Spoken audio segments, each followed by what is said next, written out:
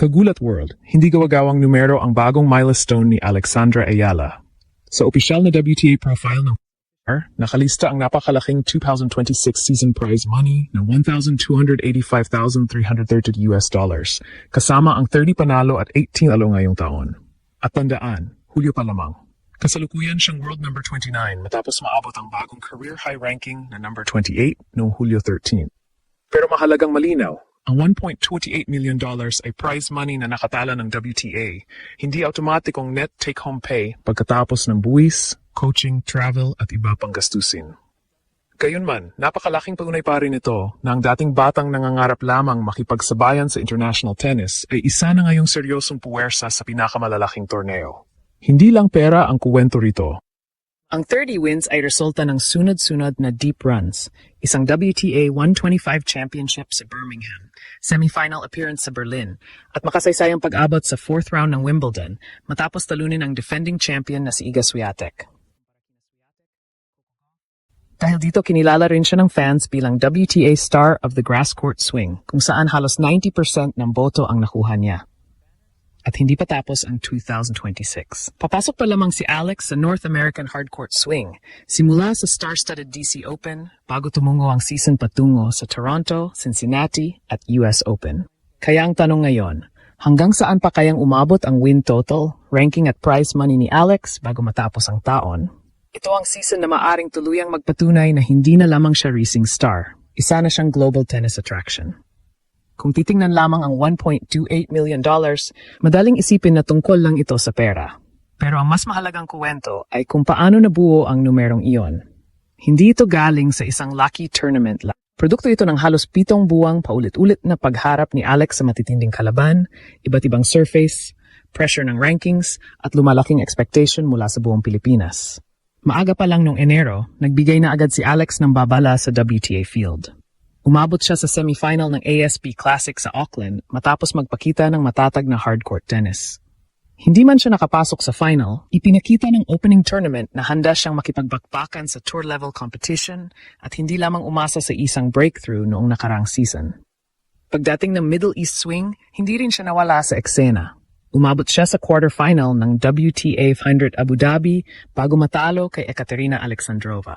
Sa Dubai naman, tinalo niya si Jasmine Paolini para makuha ang kanyang ikatlong career top 10 victory noong panahong iyon. Mahalaga ang mga resultang ito dahil bawat panalo sa malalaking event ay may kasamang ranking points, prize money, at higit sa lahat, panibagong ebidensya na kaya ni Alex talunin ang established names sa tour. Ngunit sa grass court season talaga sumabog ang kanyang 2026 campaign. Sa Birmingham, hindi lamang siya nakarating sa final. Siya mismo ang nag-uwi ng titulo. Tinalo niya si Nicola Bartunkova sa isang matinding 3-set championship match, 5-7, 6-3, 7-5. Iyon ang ikalawang WTA 125 title ng kanyang career at nagsilbing pundasyon ng pinakamalaking grass court run ng isang Filipina player. Pagkatapos nito, nagpatuloy ang momentum. Nanalo siya sa Queen's Club at umabot sa semifinal ng WTA 500 Berlin. Sa Berlin, pinabagsak niya ang mga kilalang pangalan gaya nina Elena Rybakina at Elina Svitolina bago matapos ang kanyang run sa kamay ng eventual champion na si Linda Noskova. Sa puntong iyon, malinaw na hindi na isolated upset ang ginagawa ni Alex. Nakabuo na siya ng pattern, kaya niya mag-adjust, manalo ng sunod-sunod at manatiling mapanganib kahit laban sa top 10 opposition. At saka dumating ang Wimbledon, ang tournament na nagpalaki hindi lamang sa kanyang ranking at earnings, kundi pati sa kanyang global profile. Unang beses siyang umabot sa second week ng isang Grand Slam at ginawa niya iyon matapos talunin sa center court ang defending champion na si Iga Swiatek, 7-6, 6-2. Bago ang run na iyon, 1-5 lamang ang kanyang record sa major main draws. Pagkatapos ng Wimbledon, siya na ang unang player mula sa Pilipinas na umabot sa 4th round ng singles major sa Open era. Dito natin makikita ang tunay na ibig sabihin ng 30 panalo. Hindi lamang ito simpleng tally. Bawat win ay hakbang mula world number 53 sa simula ng taon patungo sa career high number 28. At bawat deep run ay nagdagdag sa $1,285,330 na opisyal na nakalista bilang kanyang 2026 prize money. At sa edad na 21, malinaw na marami pang bahagi ng kanyang laro ang maaari pang umangat. Hindi pa final product si Alex, pero ang kanyang mga numero ay pang-elite player na. Ngayon, Bakit big deal ang $1.28 million at 30 victories kahit wala pa siyang WTA Tour level singles title? Una, ipinapakita nito na hindi kailangang manalo agad ng Grand Slam o WTA 1000 trophy para magkaroon ng elite level season. Sa modern tennis, napakalaga ng consistency.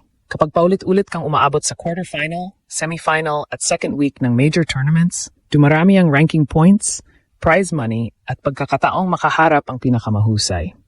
Yan mismo ang nagawa ni Alex. Ikalawa, ang kanyang tagumpay ay hindi lamang sinusukat sa court. Matapos ang Wimbledon, bumoto ang fans at ibinigay kay Alex ang halos 90% ng WTA Star of the Grass Court swing vote. Tinalo pa niya sa fan voting ang Wimbledon champion na si Linda Noskova at runner-up na si Karolina Muchova. Ang official Instagram account ni Alex ay nasa humigit kumulang 2 milyong followers na rin. Patunay na mabilis lumalaki ang kanyang international reach. Maging ang international media ay napansin ang laki ng kanyang impact. Bago ang 4th round match niya laban kay Paolini, umabot na sa 2 million views ang Wimbledon YouTube highlights ng panalo niya kay Swiatek. Mahigit doble raw kumpara sa ilang highlights na tampok ang mas established na global stars. Sa Pilipinas naman, iniulat ng Reuters na humigit kumulang 8,000 fans ang nagtipon sa PhilSports Arena watch party para suportahan siya. Ikatlo, bukas pa ang pagkataong lumaki ng husto ang mga numero. Confirmed si Alex sa WTA 500 DC Open Field, kung saan ang singles champion ay nakataktang tumanggap ng $252,000 at 500 ranking points. Kahit ang finalist ay may $155,000, habang ang semifinalist ay may $90,900. Hindi ibig sabihin nito na garantisado ang deep run, lalo na't puno ang field ng top 10 players, Grand Slam champions, at dating world number 1. Pero malinaw ang stakes. Bawat panalo mula ngayon ay maaring magtulak sa kanya pataas sa ranking at magdagdag pa sa kanyang napakalaking season total. At ito marahil ang pinakapanapanabik na bahagi, preferred surface ni Alex ang hard court. Yan mismo ang nakalagay sa kanyang official WTA biography. Kaya pagkatapos ng makasaysayang grass season, babalik siya sa surface kung saan siya pinaka-komportable, sa bahagi ng kalendaryo na patungo sa US Open. Mga kaginulat, ang $1.28 million ay headline. Ang 30 wins ay headline. Pero ang mas malaking balita ito, hindi pa natin nakikita ang final version ng 2026 season ni Alex. Mahaba pa ang natitirang season at bawat bagong tournament ay pagkakataong dagdagan ang panalo, prize money, ranking at kasaysayan. Kaya para sa inyo, ilang kaya ang magiging total wins ni Alex bago matapos ang 2026? At posible kaya niyang makuha ang kanyang unang WTA Tour level singles title bago matapos ang season? I-comment ang inyong prediction at huwag kalimutang mag-subscribe para sa susunod na malaking Alex update.